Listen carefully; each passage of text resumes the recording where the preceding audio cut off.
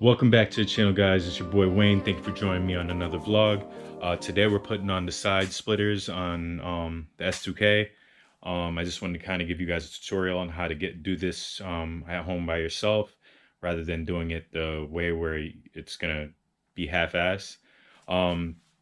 Tools you will need is a drill, actually 2 drills.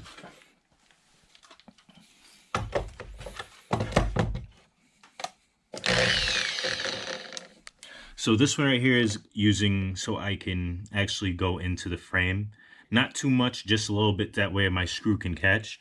You don't want to do 3M or anything like that with stuff like this, because if you're going high rates of speed, you kind of need these things to stay on the body of your car. So this is to bore the holes into the frame, and it's not going to be that big. It's only going to be, you know, a little bit, just so you can get your screw in. So don't worry about damaging too much. You're not going to damage too much.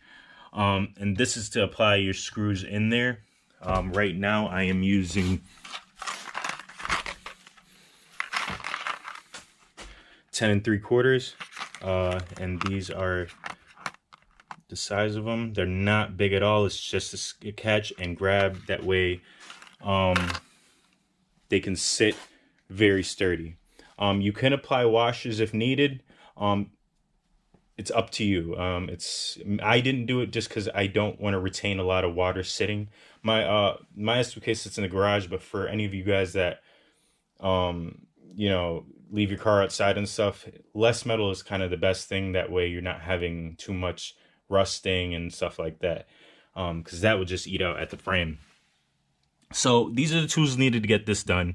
I already had started it, or at least got one side on a float. Let me just grab my light. Boom. Like that.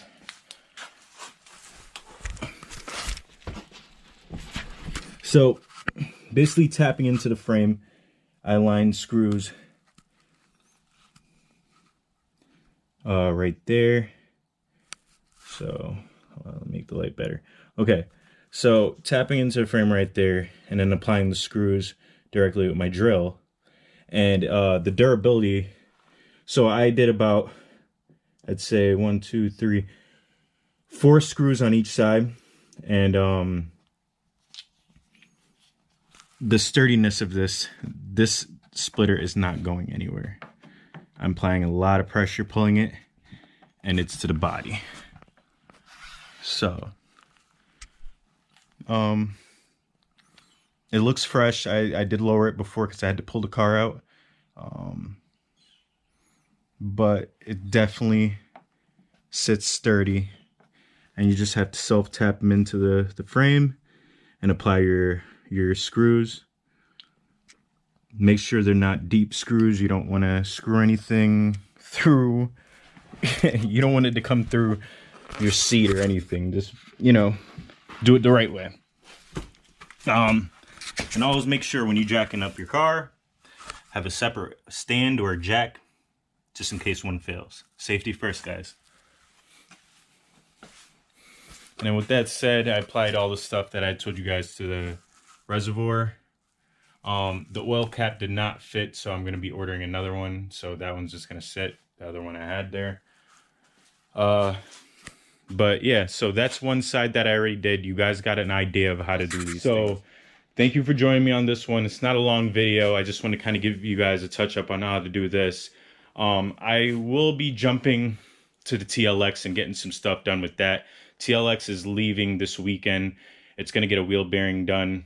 I would do it myself, but the car has extended warranty, so they're going to just be taking care of that. When it does come back, we're going to be doing some stuff to that car, and we'll be taking out that car more. I know I haven't been using the TLX as much because I'm always in the Jeep, or I'm taking the S2k out for the good weather. And I know some of you guys probably want the TLX more involved, and we will get it more involved. All right, guys, thank you for joining me. Always stay positive, stay humble. Keep your head up, keep moving, and never let anything get you down, guys. All right, so the next video, I'll see you then. Peace.